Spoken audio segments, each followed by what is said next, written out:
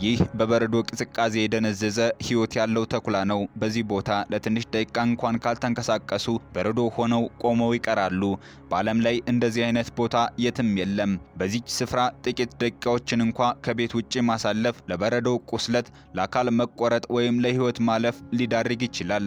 ከ15 ደቂቃ በላይ ለሚሆን ጊዜ ውጭ በመቆየት ብቻ አፍንጫ ይነጣል። በሴሎቹ ውስጥ የበረዶ ግግሮች መፈጠር ይጀምራሉ። ህዋሳቱም ይሞታሉ። ለተጨማሪ 5 ደቂቃዎች እንኳን ውጭ ብንቆይ አካላችን የማይመለስ ጉዳት ሊደርስበት ይችላል። ይህች የዓለማችን በጣም ቀዝቃዛዋ ከተማ ያኩት ናት። እዚህ መተንፈስ እንኳን ከባድ ነው። ከ1000 ዓመታት በላይ ሰዎች ይህንን የቀዘቀዘ ምድር መኖሪያቸው አድርገውታል። በአሰቃቂ ቅዝቃዜ፣ ማብቂያ በሌለው ብቸኝነትና ከዜሮ በታች በሆኑ የሙቀት ሁኔታዎች ውስጥ ህይወታቸውን ገንብተዋል። ከ350 ሺህ በላይ የህዝብ ብዛት ያላት ያኩት በምድር ላይ ካሉ እጅግ ራቅ ያሉ ከተሞች አንዷ ናት። በምድራችን በጣም ሞቃታማ በሆኑት የአፍሪካ ክፍሎች ተወልጄ እንዳደግኩ ሰው ይህንን ቦታ ስመለከት ብዙ ጥያቄዎች እንድጠይቅ አድርጎኛል። ማንኛውም ሰው እዚህ ለመኖር ለምን ይመርጣል? ይህንን አስከፊ የአየር ሁኔታ እንዴት ተቋቁሞ መኖር ይቻላል? እናም ከሁሉ በላይ ደግሞ በዚች የዓለማችን በጣም ቀዝቃዛዋ ከተማ ውስጥ ለምን ያህል ጊዜ በህይወት መቆየት እንችላለን? በአሁኑ ሰዓት በምድር ላይ ሰዎች ከሚኖሩባቸው ስፍራዎች ሁሉ እጅግ በጣም ቀዝቃዛዋ ቦታ ገብተናል። ይህ ወቅት ቅዝቃዜው የሚበረታበት የዓመቱ ወቅት ሲሆን ቦታው ኦሚያኮን ይባላል። በዚህ ስፍራ በሚኖሩ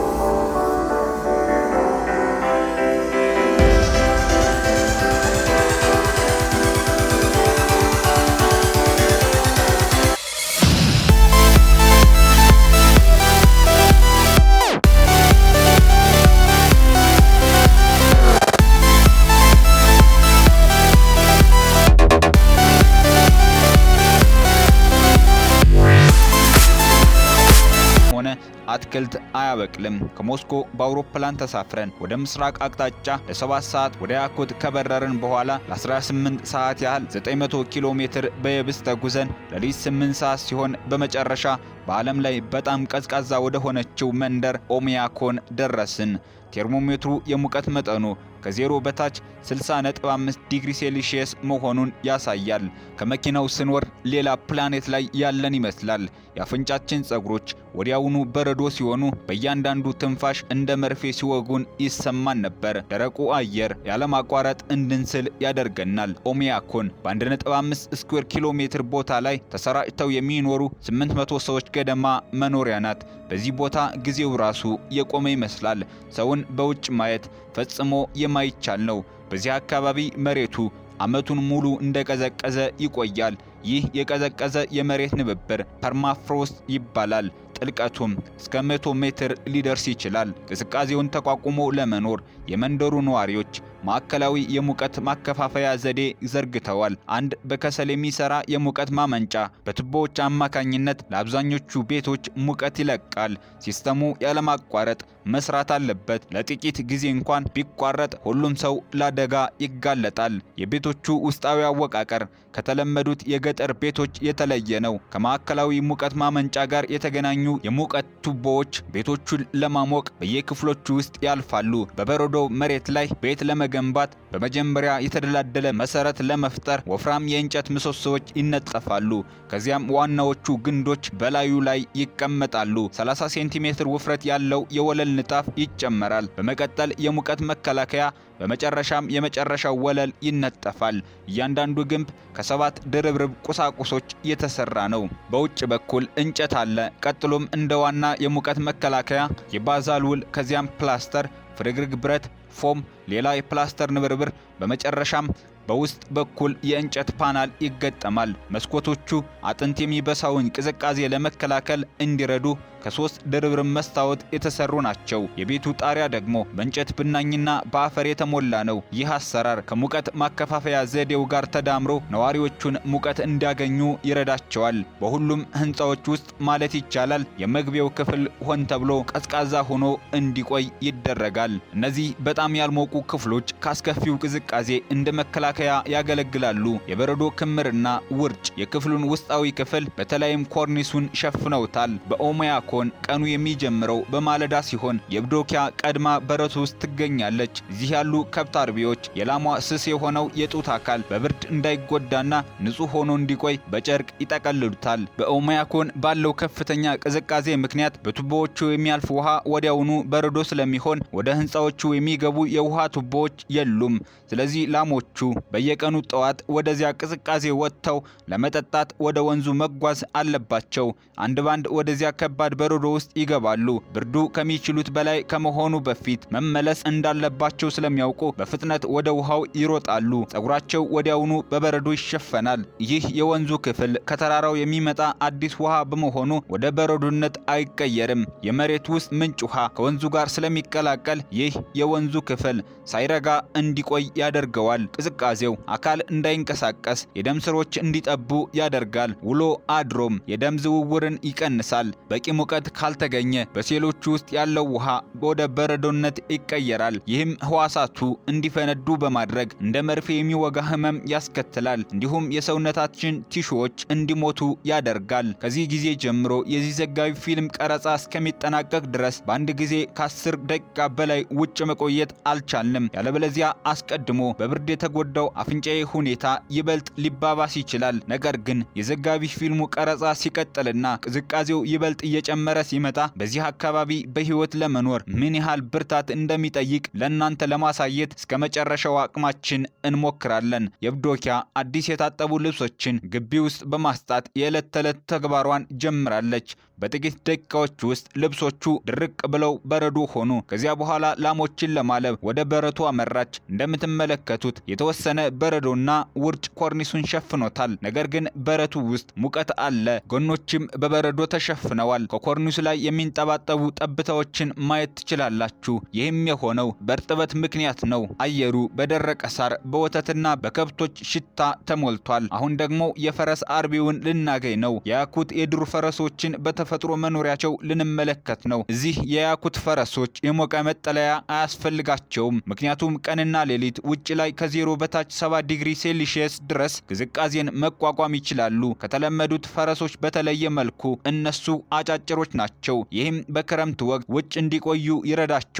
ምክንያቱም አጭር አካል ማለት ሙቀቱ የሚሰራጭበት ቦታ ጠባብ ነው ማለት ነው። ሰውነታቸው በጣም ያበጠ በስብ የበለጸገና ድቡልቡል ይመስላል። ይህም የሆነው በወፍራም ጸጉሮች ምክንያት ነው። በተጨማሪም ሰኮናቸው በጣም ረጃጅም በመሆኑ በዚህ ቀዝቃዛ መሬት ላይ ለረጅም ጊዜ እንዲቆዩ ያስችላቸዋል። የእነዚህ ፈረሶች ስጋ በዚህ አካባቢ ለምግብነት ያገለግላል። ይህ የፈረስ ስጋ ሲሆን እዚህ ይመገቡታል። እንደምትመለከቱት ብዙ ስብ አለው። ይህ አንድ ጥቅል የፈረስ ስጋ ሲሆን የታዘዘው ለደንበኛ ሊሸጥ ነው። ይህ ትልቅ የድርቆሽ ክምር ከበጋ ጀምሮ የተከማቸና በክረምት ወቅት ለፈረሶቹ ዋናው የምግብ አቅርቦት ነው። የያኩት ሰዎች የፈረሱን ስጋ በጥሬው ይመገቡታል። በቫይታሚኖችና በጥሩ ነገሮች የተሞላ ነው።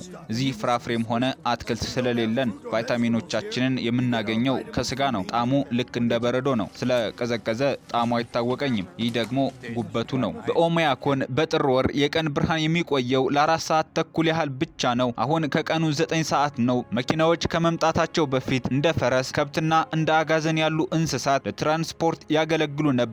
በዚህ አካባቢ አጋዘኖች ለትራንስፖርት ብቻ ሳይሆን ስጋቸው ለምግብነት፣ ቆዳቸው ለልብስነት እንዲሁም ወተታቸው ለምግብነት ስለሚውል በጣም ተፈላጊ ናቸው። ከመንደሩ መሃል ግማሽ ኪሎ ሜትር ያህል ራቅ ብሎ በረዷማ ደኖች ይገኛሉ። በዚህ መንደር አብዛኛው ሰው ከብት በማርባት የሚተዳደር ቢሆንም እንደ ኤቫን ላሉ ሰዎች ደግሞ አደን ዋነኛው የገቢ ምንጫቸው ነው። እኔ የጫካ ሰው ነኝ። እነዚህ መሬቶች የአደን ግዛቶች ናቸው። ይህ ድንኳኔ ነው። ይህም ቤቴ ነው። በአንድ ወቅት ልክ እንዳሁኑ በረዶ በነበረበት ክረምት አባቴ በጫካው ውስጥ በፈረስ እየተጓዘ ነበር። በረዶ ተሰብሮ ውሃ ውስጥ ገባና ወዲያውኑ ወደ በረዶነት መቀየር ጀመረ። በአቅራቢያው ምንም አይነት ሞቃት መጠለያ እንደሌለና የመዳን ተስፋም እንደሌለው ሲረዳ አዝጋሚና ስቃይ የበዛበትን ሞት ለመሸሽ ራሱን በጥይት ለመግደል ወሰነ። እዚህ ያለው ነገር ሁሉ ለኔ እንደ መጽሐፍ ነው። በረዶ በሚጎደጉድበት ጊዜ በእግራቸው አሻራ ስንት እንስሳት እንዳሉ እከታተላለሁ።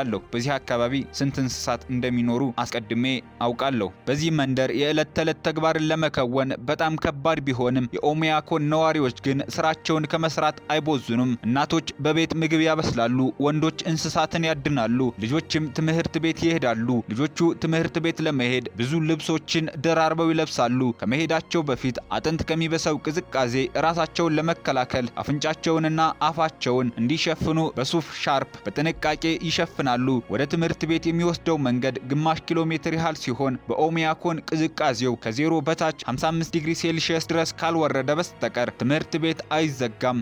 ከዚያ በታች ከሆነ ግን ወደ ውጭ መውጣት በጣም አደገኛ ስለሚሆን ትምህርት ቤት ይዘጋል። ልጆቹ ትምህርት ቤት ሲሄዱ እንደ ኢቫን ያሉ ሰዎች የዕለት ተዕለት ህይወት በአደንና በህይወት መቆየት ላይ ያተኩራል። ኢቫን እዚህ ብዙ እንስሳት አሉት። ይህንን ተኩላ ከ2 ሰዓት በፊት አንድ ላይ ባስቀመጥነው ወጥመድ ነው የያዝነው። በቅዝቃዜው ምክንያት ሞቷል። መንቀሳቀስ አልቻለም ነበር። በዚህ ቅዝቃዜ ውስጥ ካልተንቀሳቀስ ትሞታለህ። ኢቫን የተኩላውን ቆዳ ገፎ ይሸጠዋል። ስጋውን ደግሞ ወስዶ ሌላ ወጥመድ ይሰራበታል። ስጋውን ወጥመዱ ውስጥ አድርጎ ድብ ያድንበታል። በረዶው ላይ ወድቆ የሚታየው ጥንቸል በአደን የተያዘ ነው። ኢቫን አንዲት ግዙፍ ጥንቸል መያዝ ችሏል። ይህች ጥንቸል ለሁሉም ሰው የሚበቃ ምሳ ለማዘጋጀት በቂ ስጋ አላት። የሚገርመው ግን የገደላት ወጥመዱ ሳይሆን ተይዛ በቆየችበት አጭር ጊዜ ውስጥ ያጋጠማት አጥንት የሚሰብረው ቅዝቃዜ ነው። ይህች ጥንቸል ለኦሚያኮን ሰዎች ከአደን በላይ ትርጉም አላት። በሁለተኛው የዓለም ጦርነት ወቅት ህዝቡ ከረሃብና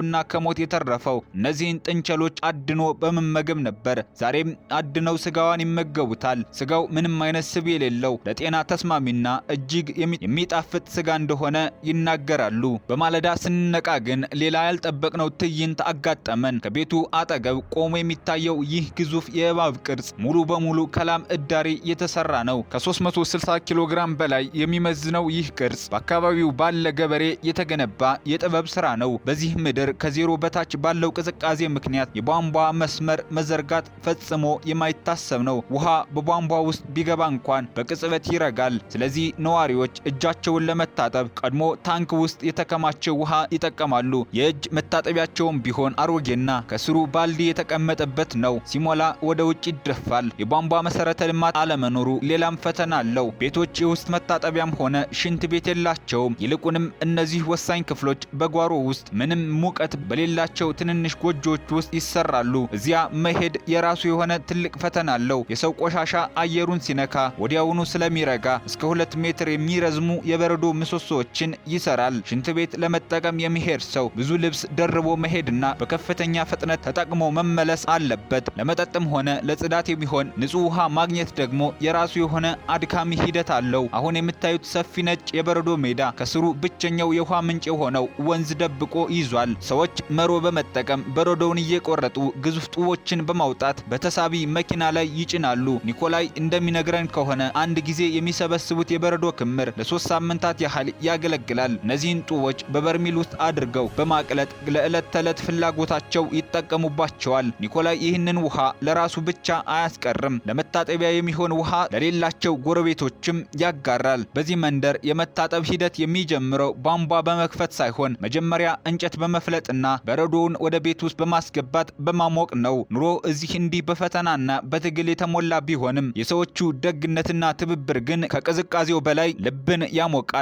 በኦሚያኮን ያለው ቅዝቃዜ በጣም ከባድ ከመሆኑ የተነሳ በጣም ጠንካራ የሆኑ ተሽከርካሪዎች እንኳ ያለ ትክክለኛ ዝግጅት አይሰሩም። አንድ ተሽከርካሪ ሞተሩ ሳይነሳ ለጥቂት ሰዓታት እንኳ ውጭ ከቆየ ሙሉ በሙሉ ወደ በረዶነት ይቀየራል። በረዶው ካልቀለጠ በድጋሜ አይነሳም። እያንዳንዱ ክፍል ነዳጅ፣ ዘይት፣ ባትሪው እንኳ ሳይቀር በረዶ ሆኗል። በዚህ ምክንያት ሁሉም ነገር መሞቅ አለበት። በኦሚያኮን መኖር ማለት ተፈጥሮን ማሸነፍ ሳይሆን ከተፈጥሮ ጋር ተስማምቶ መኖር ማለት ነው። በጥንታዊ የሻማኒዝም ጥበብ የሚመሩት የአያኮት ሰዎች ቅዝቃዜውን አይጠሉትም፣ ይልቁንም ያከብሩታል። በህጎችም ውስጥ ይኖራሉ። እዚህ እጅግ አስከፊ የሆኑ ክረምቶችን እንኳ የሚያሳልፏቸው በፍርሃት ሳይሆን በስርዓትና ተፈጥሮ የወሰደችውን ያህል ትሰጣለች በሚል ጽኑ እምነት ነው። ይህ በህይወት መቆየት ብቻ አይደለም፣ አብሮ መኖርም ጭምር ነው። በሩሲያ ያኩት ግዛት ኦሚያኮን መንደር የነበረን አስደናቂ ጉብኝት በዚህ አበቃ። ዝግጅቱን ከወደዳችሁት ቪዲዮውን ላይክ፣ ሼር እንዲሁም ቻናሉን ሰብስክራይብ ማድረግ አትርሱ። በሌላ ማራኪ ዝግጅት እስከምንገናኝ ድረስ መልካሙን ሁሉ ተመኘው። ሃይማኖት ምን አለ ነበርሁ።